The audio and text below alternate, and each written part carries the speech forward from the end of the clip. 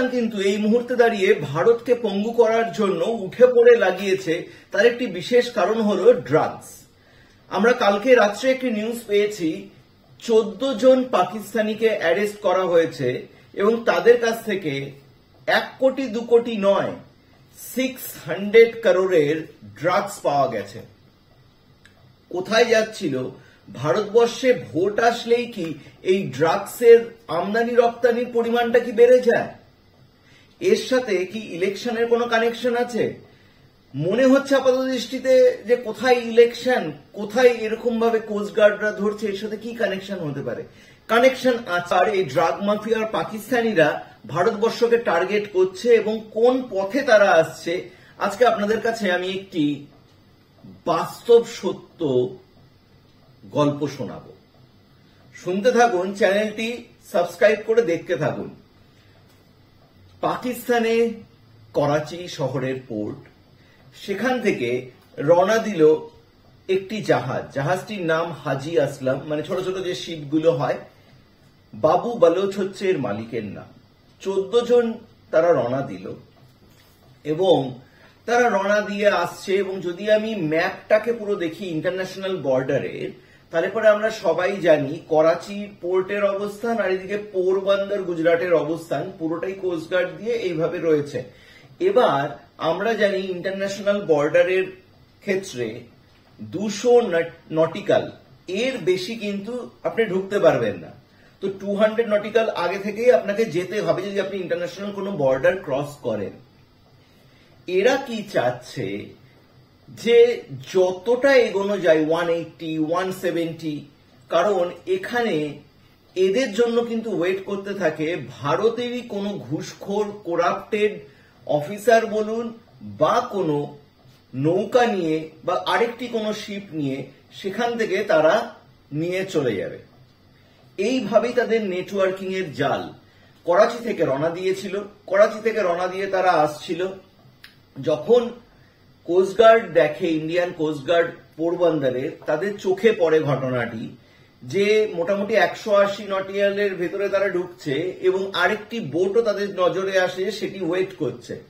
সন্দেহ হয়, নিমেষে খবর যায় হচ্ছে অ্যান্টি টেররিস্ট স্কোয়াডে এবং তার সাথে কোস্টগার্ড, গুজরাট কোস্টগার্ড সব মিলে রওনা দেয়।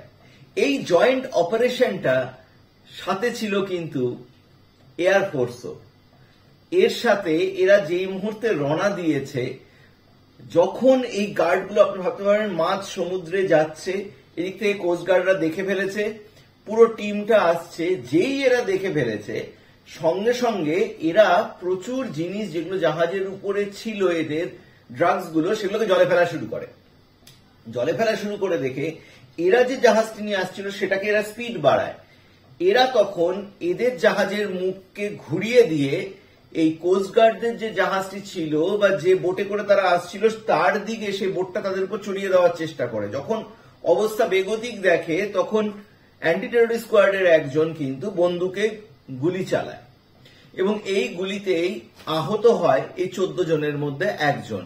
গুলি চালানোর পরে এরা একটু না নড়ে সরে বসে এবং আর কোনো সময় পায়নি এবং ততক্ষণে এয়ারফোর্স উপর থেকে পুরো জিনিসটা দেখতে থাকে এবং পুরো কন্ট্রোলে নিয়ে চলে আসে, চারিদিক থেকে ঘিরে ফেলা হয়। উপরে এয়ারফোর্স, এইদিকে ততক্ষণে নেভি চলে এসছে, কোস্টগার্ড চলে এসছে এবং অ্যান্টি টেররিস্ট স্কোয়াড।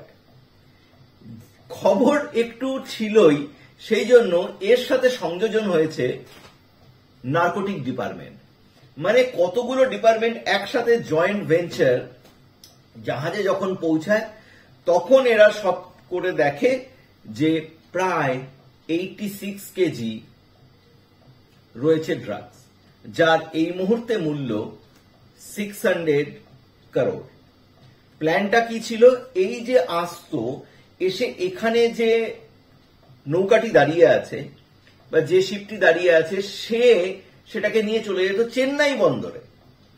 চেন্নাই থেকে এটা চলে যেত কলম্বোতে, শ্রীলঙ্কা।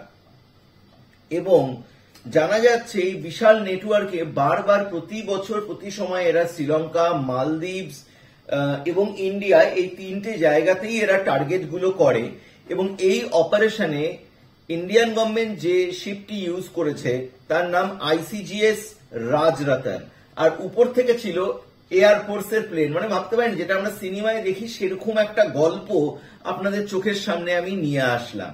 এবার এই জিনিস কেন হচ্ছে সেই নিয়ে পোরবন্দরে যারা রয়েছে কোস্টগার্ডরা, তাদের 3 বছরে 11 বার তারা অপারেশন সাকসেসফুলি করেছে এবং এখনো পর্যন্ত প্রায় 3,700 কোটি টাকার তারা শুধুমাত্র ড্রাগস উদ্ধার করেছে। এছাড়াও তো ইলিগাল ভাবে অনেক কিছুই আসছে। তাহলে কি টেরোরিজমের ভাষা কি চেঞ্জ হচ্ছে?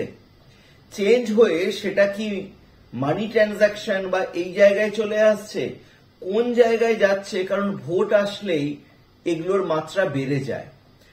কাদেরকে খুশি করার জন্য আমরা জানি না। আমাদের সাধারণ মানুষের কাছে এটা বোঝার উপায়ই নেই যে বারবার ইলেকশন কমিশন বলেছে যে ইলিগাল অর্থ প্রচুর পাওয়া যায় ডিউরিং দ্য ইলেকশন। তাহলে কি প্ল্যান এরকম ছিল যে এগুলোকে কিনে তার বদলে মানি জেনারেট হবে এবং সেটা ইন্ডিয়ান মার্কেটে ঘুরে যাবে? সেরকমও হতে পারে, কারণ এখন ডিমনিটাইজেশনের পর থেকে সেই জায়গাটা তো অনেকটাই স্তব্ধ রয়েছে। তো এখন আদান আর প্রদান এই ব্যাপার দিয়েই হয়তো টেরোরিজমের অন্য জায়গা খুলে যাচ্ছে। Hats off to Indian coast guard যারা এই জিনিসটার অপারেশন করেছে এবং 14 জন এই পাকিস্তানি অ্যারেস্ট, কিন্তু এর পেছনে বলছে যে আরো লাখ লাখ ছেলে এখন কাজ করছে পাকিস্তানের থেকে এইসব অপারেশনের দিকে। অ্যাকচুয়ালি হবে নাই বা কেন? কারণ যে দেশে গরিবি ভুকমারি প্রচন্ড লেভেলে নেমে এসছে, বেকারত্ব ততটাই, জনবিস্ফোরণ সেখানটাতে, কাজ নেই এবং শিক্ষার মানও খুব একটা ভালো নয়, যারা হাইফাই লেভেলে আছে তারা চলে যাচ্ছে বিদেশে। তাহলে পরে সেখানে এই সব কাজ যেটা খুব তাড়াতাড়ি অর্থ দেবে সেটা ছাড়া তাদের কাছে কিছু তো বাঁচেও না। হয়তো সেই জন্যই তারা বারবার এই সব পন্থায় জড়িয়ে পড়ে। আপাতত ইন্ডিয়ান কোস্টগার্ড থেকে শুরু করে যত ইন্ডিয়ার বর্ডার এরিয়াগুলো আছে সবখানেই কিন্তু রেস্ট্রিকশন এবং সবখানেই কিন্তু হাই অ্যালার্ট জারি করা রয়েছে। কারণ ইন্ডিয়াতে লোকসভা ভোট চলছে এবং লোকসভা ভোটের থার্ড ফেজ কমপ্লিট হতে হতেই এত কোটি টাকার ড্রাগস খালি বরামদ হলো। চোখে আঙ্গুল দিয়ে ভাবাবে যে ইন্ডিয়ান ভোটকে ম্যানিপুলেট করতে পারে জন্য পাকিস্তান এবং কত দেশ থেকে এই পয়সা এসে এই কাজ হতে পারে। ভিডিওটি সবার মধ্যে ছড়িয়ে দিন এবং সাবধানে থাকবেন, সুস্থ থাকবেন এবং কোনো ধরনের ইলেকশন রিলেটেড ভিডিও দেখার জন্য চ্যানেলটিকে কিন্তু সাবস্ক্রাইব করতে ভুলবেন না। নমস্কার।